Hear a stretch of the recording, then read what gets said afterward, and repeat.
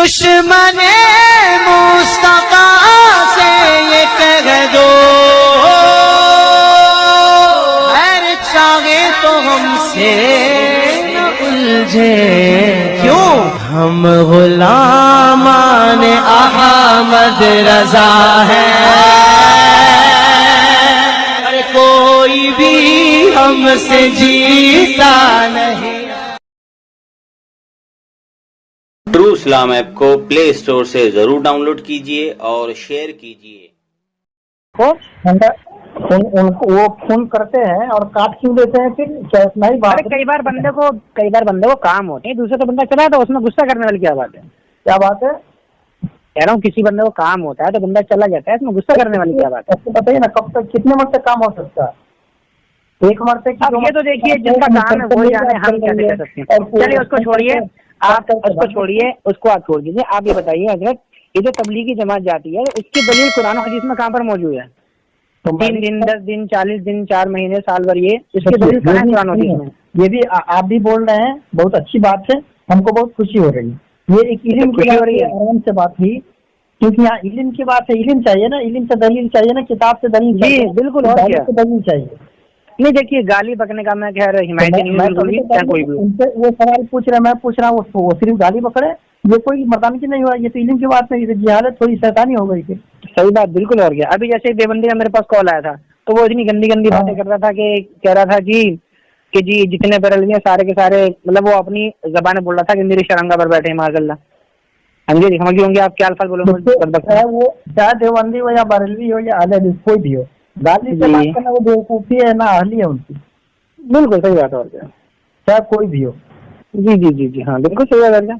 चले हाँ, बताएं जरा फिर ताल्लुक से कि जो तबलीगी जमात के जो लगते हैं चिल्ले 3 दिन, 10 दिन, 40 दिन और 4 महीने और साल भर वगैरह के, तो ये कहाँ साबित है कुरान और हदीस से? उन्होंने भी यही सवाल पूछा था हमसे। किसने? वो जो क्या नाम है, अभी जो बात कर रहे थे, अब्दुल्ला भाई। हाँ हाँ, उन्होंने यही सवाल पूछा था मेरे से। अच्छा, तो आपने जवाब दिया था उनको? मैं भी उनको जवाब अभी नहीं दिया ना, सवाल में जवाब फंस रहा है। चलिए दे दीजिए, वो लाइन पे सुन लेंगे वो जवाब। कि तुम आप ये बताइए, ये नबी सल्लल्लाहु अलैहि वसल्लम के नाम पर जो क्या कहता है, ये ईद मिलादुन नबी मनाया जाता है और उनके नाम पर डीजे निकाला जाता है और जो भीड़ होती है, तादाद होती है, और कोई लोग उसमें नमाज पढ़ते नहीं है, नमाज का टाइम है, वो अपना काम कर रहे हैं, ये कहाँ लिखा हुआ? ये जो आप कह रहे हैं, ये जो आप कह रहे हैं कि नबी के नाम पर डीजे बजाया जाता है, तो नबी के नाम पर डीजे बजाने के ताल्लुक से क्या हमारे उलमा का कोई फतवा मौजूद है कि हाँ जी नबी के नाम पे तुम डीजे बजाओ, नमाज छोड़ के जो है सड़कों पर हल्ले मचाओ? किसी ने कहा कि नमाज मत पढ़ो और डीजे बजाते रहो? किसी उलमा ने कहा हमारे? उलमा तो अगर कहा है तो इनको रोकेगा कौन? ये देखिए ऐसा आवाम का जो अमल होता है ना, इस पर बहस नहीं करी जाती है। ठीक है, ऐसे हमारे यहाँ पे एक मदरसे के सदर साहब थे, वो उनका ताल्लुक जो है तबलीगी जमात से था। अब उन्होंने अपने बेटे, पता नहीं मतलब उनकी बच्चे की शादी हुई थी, मैंने खुद अपनी आंखों से देखा, कोई सुनने बात नहीं।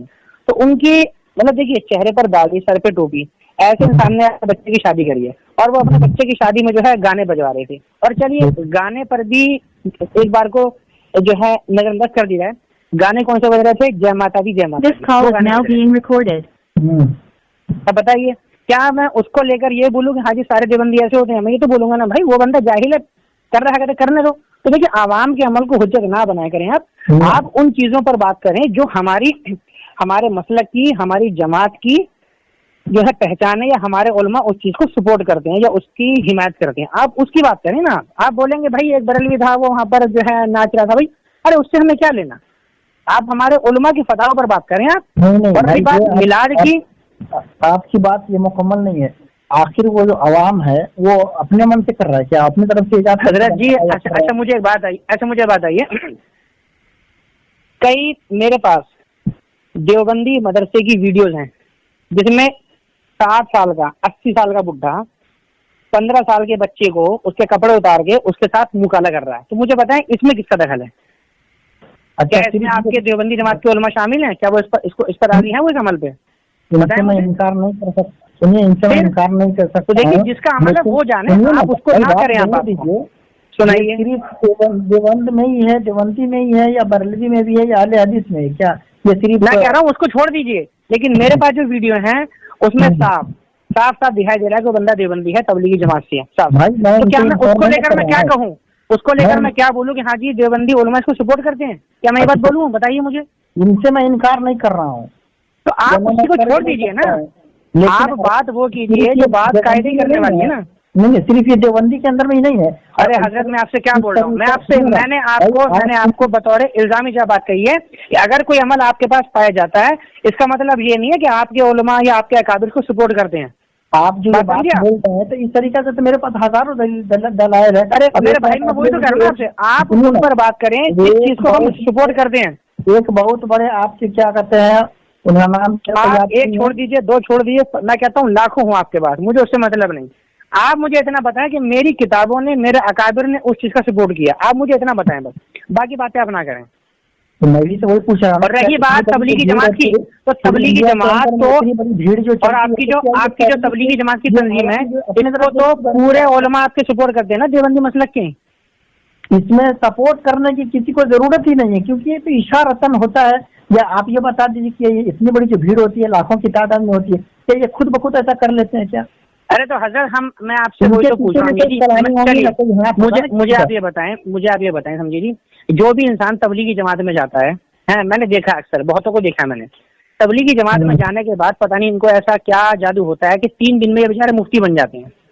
और बल्कि हमारे जहाँ मैं मस्जिद पर जाता था, वहाँ पर एक इमाम साहब थे, वो तो खुद तबलीगी जमात से बहुत चिढ़ते थे, कहते थे इन लोगों को, आलिमों की कदर नहीं, निकम्मों को 3 दिन जाते हैं चिल्ले में और बन जाते हैं मुफ्ती 3 दिन के अंदर।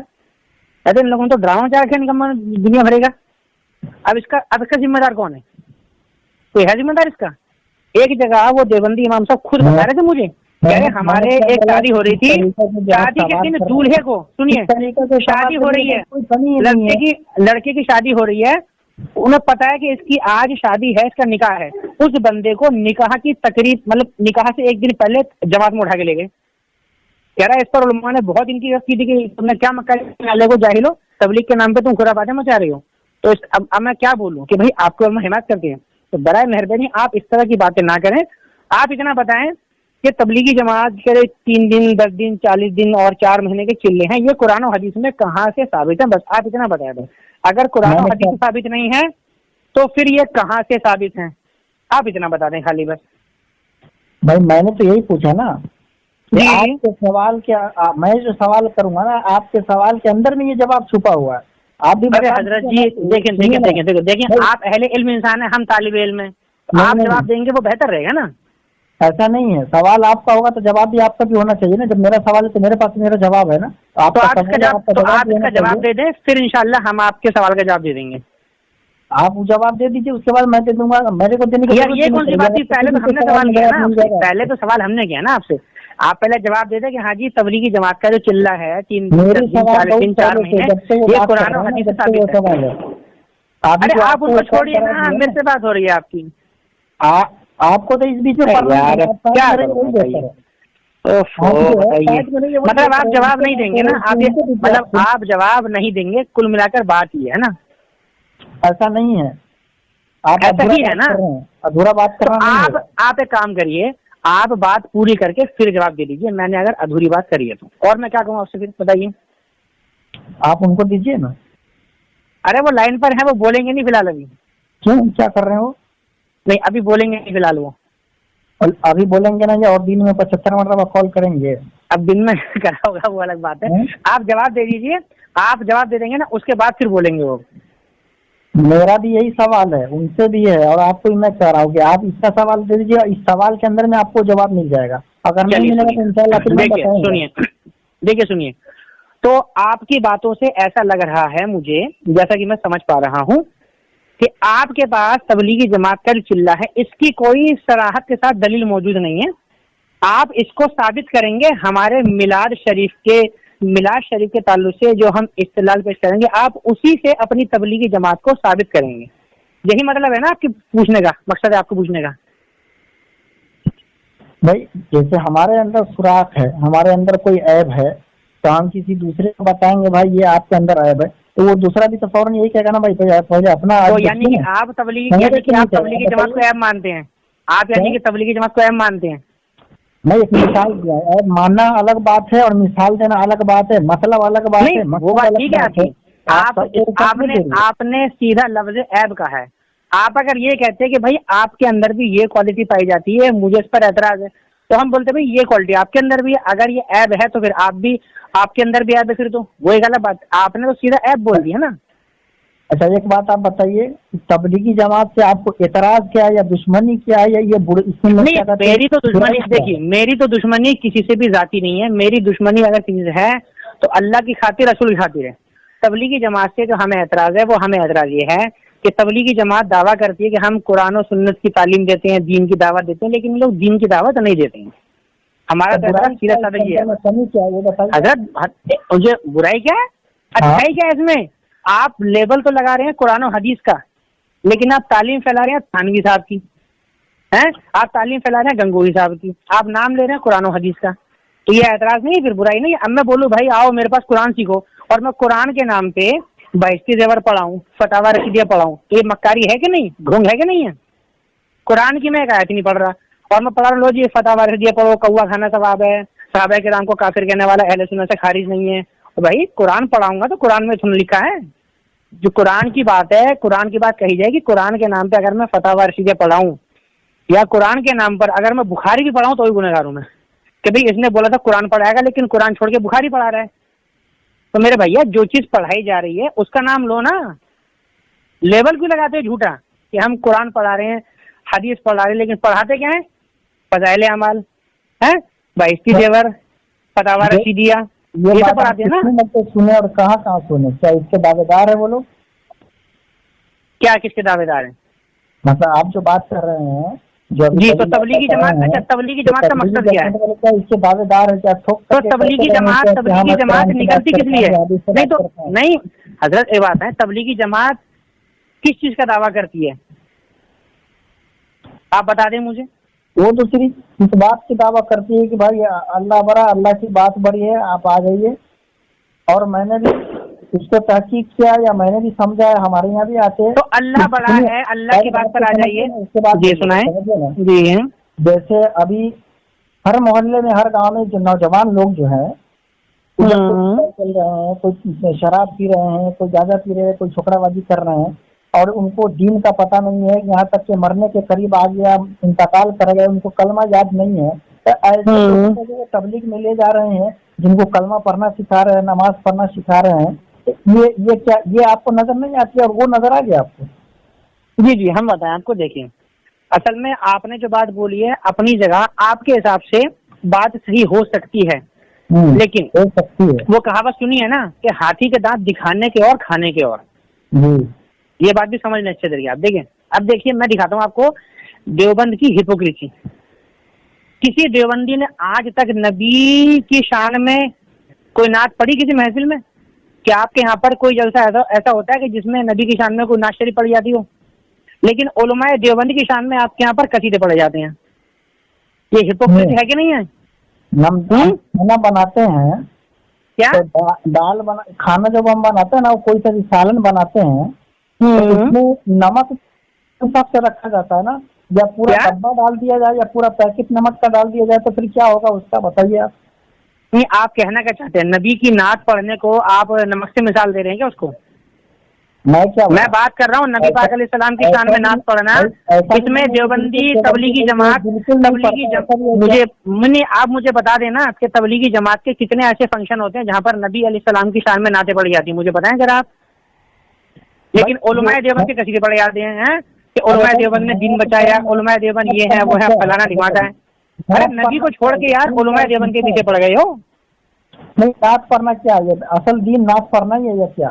पूरा नहीं तो नात पढ़ना, अच्छा मुझे आप एक बात बताएं, क्या नात पढ़ना दीन में शामिल नहीं है?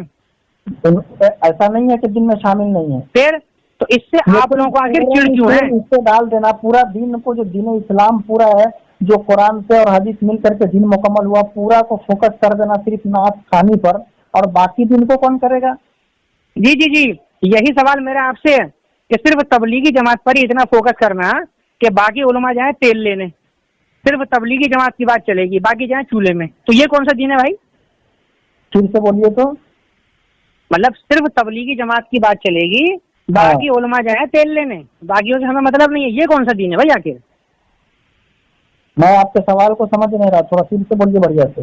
जी चलिए मैं समझाता हूँ। देखिए बात यह है कि जैसे आपने बोला कि तबलीगी जमात, ठीक है, चलिए।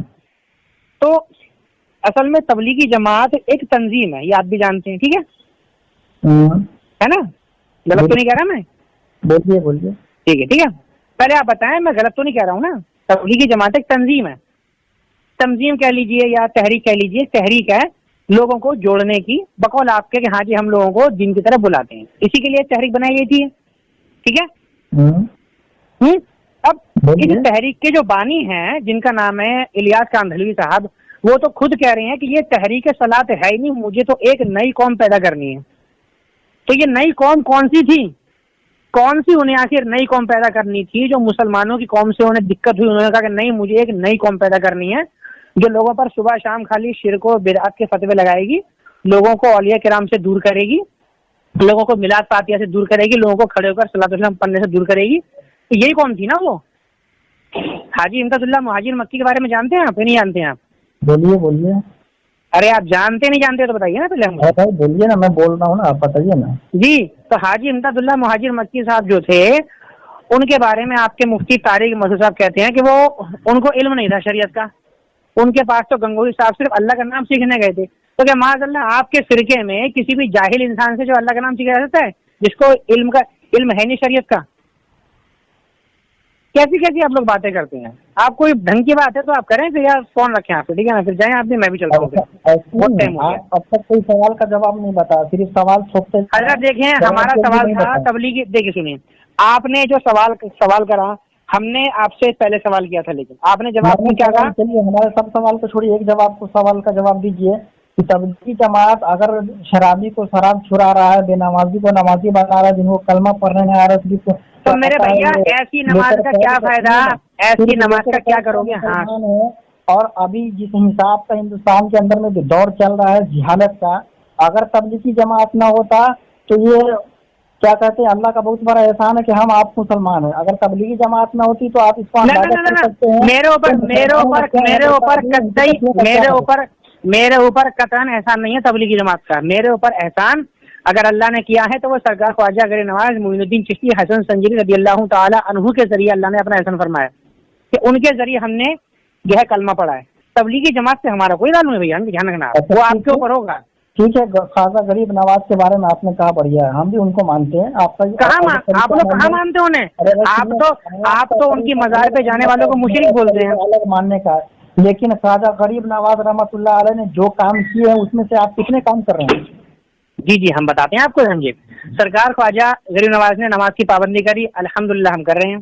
सरकार ख्वाजा गरीब नवाज ने रसूल करीम सल्लल्लाहु अलैहि वसल्लम की सुन्नतों को अपनाया, अल्हम्दुलिल्लाह हम अपना रहे हैं, समझे जी। अब रही बात कि मकाम और मर्तबे में हम उनके बराबर नहीं पहुंच सकते, लेकिन हम उनके नक्शे कदम पर चलने की पूरी कोशिश करते हैं।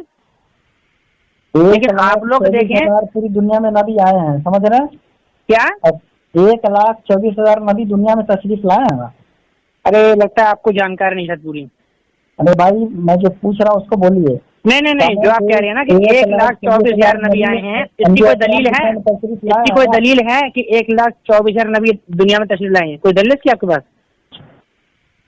आप नहीं, मतलब आपके नजर में कितना है? नहीं, मेरे नजर में गिनती के साबित नहीं है भाई। कुरान में अल्लाह ने फरमाया कुला, हाँ अब आप बोले ना कमो पेश, आप बोले हैं कमो पेश, मैं बोल रहा हूँ तो आप तो सुन रहे नहीं है। आपने 1,24,000 पे आपने क्या लगा दी ना, इसलिए मैंने बोला था आपसे। कुरान में अल्लाह ने फरमाया कि हमने हर कौम की तरफ उन्हीं की जबान में एक रसूल भेजा, मैं इसको मानता हूँ। अब कितने भेजे इसकी गिनती हमारे पास मौजूद नहीं है। नबी तशरीफ लाए दुनिया में, आप एक नबी के बारे में बता दीजिए जिन्होंने तबलीग का काम न किया हो, या हजरत देखें नहीं तो तबलीग सिर्फ वही होगी जो आपके हिसाब से होगी। उन तमाम में से या ख्वाजा गरीब नवाज रहमतुल्लाह अलैह हो या ख्वाजा मोइनुद्दीन चिश्ती रहमतुल्लाह अलैह हो। एक चीज बोलो, आपका नाम क्या है? आपका नाम क्या है? बल्कि मैंने मान रहा हूँ, आप नहीं मान रहे, ये एक अलग बात है, लेकिन कोई ऐसा नहीं है, बता दीजिए आप जिन्होंने इस काम को नहीं किया हो। आपका नाम क्या है? उस पर लिख करके जा रहा होगा ना। कह रहा हूँ आपका नाम क्या है? आजम जी। हाँ। तो आप कहाँ के रहने वाले हैं आप? बिहार से। बिहार में जी, बिहार में कौन सा शहर? सीतामढ़ी, दरभंगा, मुजफ्फरपुर, समस्तीपुर, पटना या बेगूसराय? दरभंगा से? अच्छा, चलिए माशाल्लाह। चलिए, तो वैसे पहली बार मेरी किसी देवबंदी से बात हुई है जिसने सरकार ख्वाजा मोइनुद्दीन चिश्ती को ख्वाजा गरीब नवाज बोला है, वरना आज तक तो हमने यही फतवे सुने थे गरीब नवाज सिर्फ अल्लाह की जात है, अल्लाह के सिवा किसी को गरीब नवाज नहीं बोलना चाहिए, तो शिर्क है। आपने तो गरीब नवाज बोल के बड़ा आज कमाल कर दिया। खैर, बहुत अच्छी बात है। लेकिन देखें, असल में मेन बात पता क्या है? देखिए आजम साहब, मसला यूं है कि देखिए तबलीगी जमात का मकसद असल अगर वाकई में दीन की तरफ होता ना, तो हमें तबलीगी जमात से कोई दिक्कत नहीं थी। लेकिन तबलीगी जमात का जो फोकस होता है पता कहाँ होता है? लोगों को नमाज की दावत दो, चलो भाई, हाँ भाई नमाज पढ़ ली, चल भाई। अच्छा, नमाज कैसी पढ़नी है?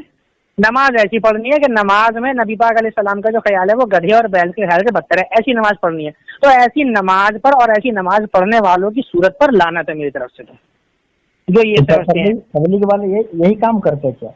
भाई यही करते हैं ना वो लोग, और क्या दलील है आपके पास करने का? वही तो मैंने आपसे पूछा ना।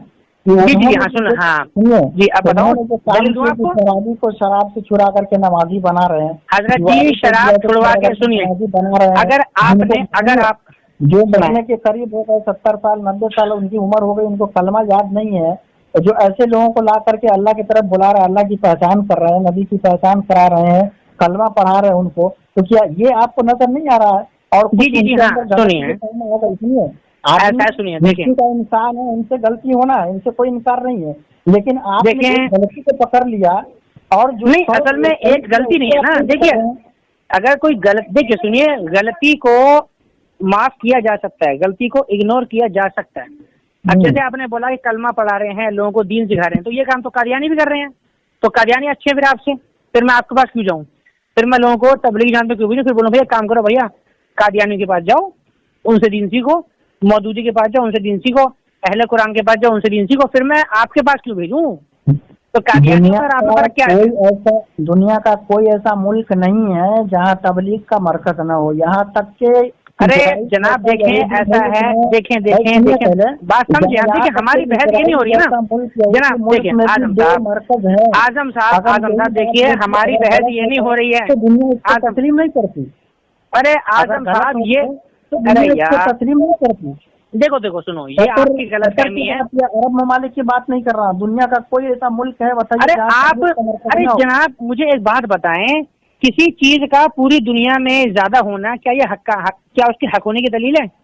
बताएं जरा मुझे। किसी भी चीज का पूरी दुनिया में पाया जाना क्या ये उस बात के हक होने की दलील होती है? बताएं मुझे। क्यों नहीं होती ना? बिल्कुल नहीं होती है, बिल्कुल नहीं होती है। क्या नबी ने काम किया था? नबी के आप एक काम करें, सुने, आप एक काम करें ना, आप नबी तशरीफ लाए तो उनकी वजह से पूरी दुनिया में दिन फैला, तो क्या आप इनको भी झूठा कर? अरे मेरा बोलो, पूरी दुनिया में चल जाए तो ये ईसाई हो तो भी यही मानते हैं ना। हम वही तो कह रहे हैं भाई, पूरी दुनिया में सबसे बड़ी आबादी वाला जो धर्म है वो क्रिश्चियन धर्म है, तो क्या आप मानते हैं कि हाँ जी वो लोग सही हैं? अजीब बातें करते हैं आप लोग यार। उनसे उनको ताबीर नहीं किया जा सकता है। नहीं तो आप जो मिसाल दे रहे हैं, आपका जो इस्तेदलाल है वो बिल्कुल गलत है ना। किसी भी चीज का ज्यादा या कम होना ये हक होने की दलील नहीं। जी हाँ, आप देखिए सुनिए, चलिए जी हाँ बताएं। देखें, सही वो है जो अल्लाह तबारक व तआला ने अपने कुरान में फरमाया और अल्लाह के रसूल ने अपनी ज़बान मुबारक से फरमाया, जिसको हम हदीस पाक कहते हैं। ठीक है, उसके मुताबिक जो अकायद हमको मिलते हैं वो अकीदे सही है। जो इंसान इनके खिलाफ अकीदे करता है फिर उसकी तादाद चाहे दुनिया में 99 लाख हो जाए और 1,99,999 भी हो जाए और एक अकेला इंसान बचाओ ना, तो 99,09,999 गलत है, एक इंसान हक पर है। क्योंकि देखिए इस्लाम तादाद को कभी हक नहीं करता, ये तो मेजोरिटी है ना भाई। ये कोई संसद के वोट थोड़ा ना हो रहे हैं तो भैया ज्यादा वोट इसको मिलेंगे उसके बाद मानी जाएगी। भैया तो कुरान और इसकी बात है ना।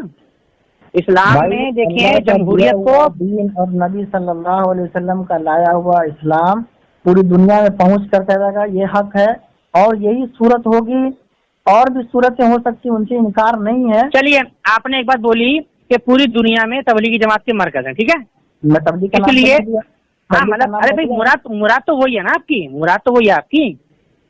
आपने कहा कि आपके मरकज है पूरी दुनिया में, अगर ये हक पर ना होता तो पूरी दुनिया में नहीं होता। तो मैं आपसे कहता हूँ, समझे, सुनिए, ये तो जी जी हाँ, सुन लीजिए समझिए। अब देखिए सुनिए, पूरे हिंदुस्तान में और बल्कि पूरे हिंदुस्तान में गली गली में ओयो के अड्डे खुले हुए हैं। तो क्या बोलेंगे हाँ जी ओयो के अड्डे भी जाए, ओयो के अड्डे भी जो ओयो होटल जानते नहीं जानते? हाँ बोलिए। जानते हैं ना ओयो होटल? हाँ बोलिए ना।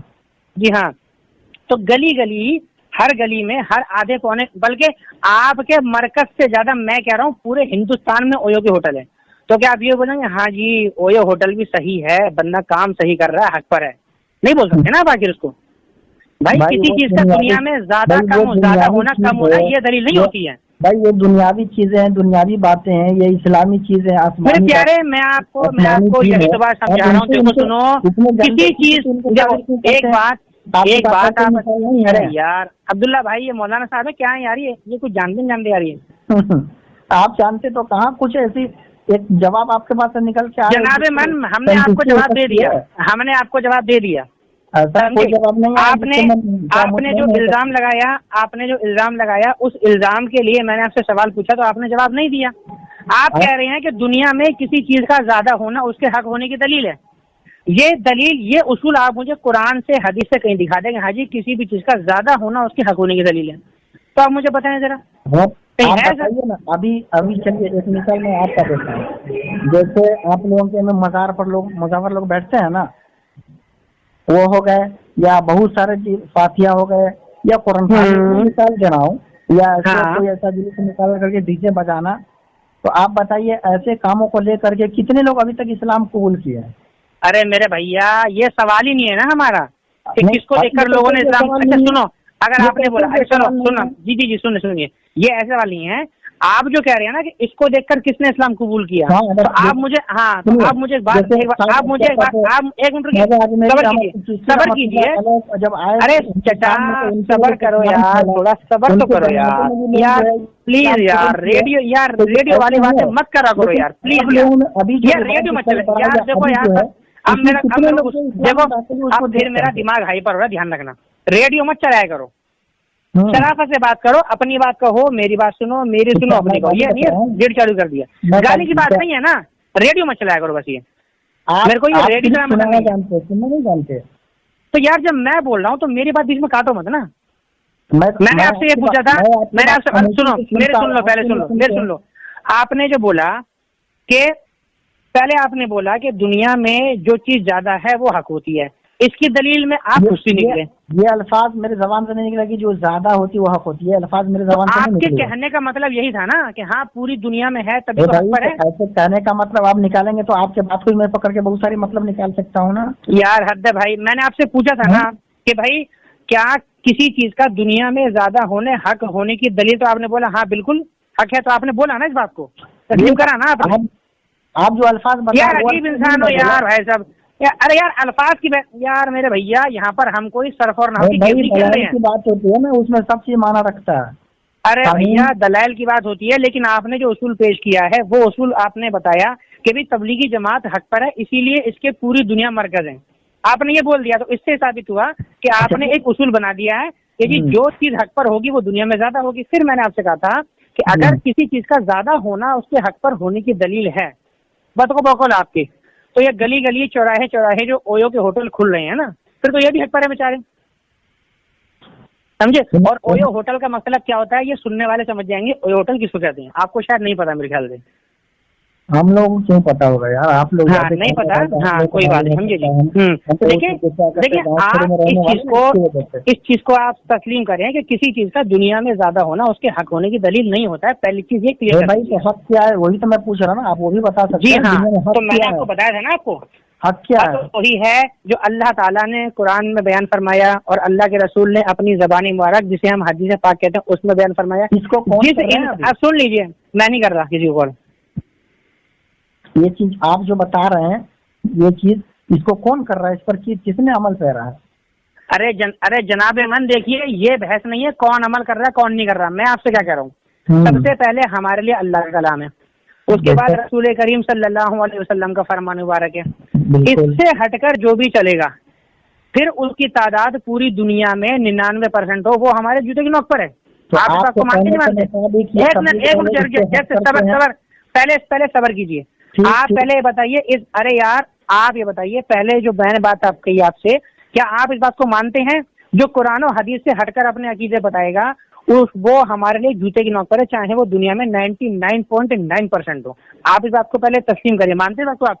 क्या बोलेंगे नहीं यार ज्यादा है तो क्या ज्यादा है, इसका मतलब है कुछ ना कुछ सही है। जैसे आपने इनको गलत कहा, लेकिन ये मैंने नहीं कहा जनाब, मैंने कहा ही नहीं। मैंने अरे चचा सुनो, सही कौन है गलत कौन है ये बहस बात की। मैंने जो एक बात बोली है ना कि कुरान और हदीस से हटके जो बोलेगा, लेकिन अरे मेरे प्यारे अरे सुनो तो वो हम बताएंगे ना। पहले आप ये तस्लीम करो कि कुरान और हदीस से हटके जो इंसान अकीदे गढ़ेगा उसकी तादाद दुनिया में चाहे 99.9% हो, वो हमारे जूते की नोक पर है। इस बात को मानते हो? पहले ये बताओ पहले। अरे भाई कोई मानते हो कि नहीं मानते? नहीं हो सकता है, नहीं मैं कह रहा हूँ पहले ये बताओ इस बात को आप मानते हो कि नहीं मानते हो? जवाब भी बोलिए। अरे यार अब्दुल्ला भाई फोन रखा है, एक बात बोल दिया, बेकार बंदा यार। सवाल के साथ जवाब भी दीजिए।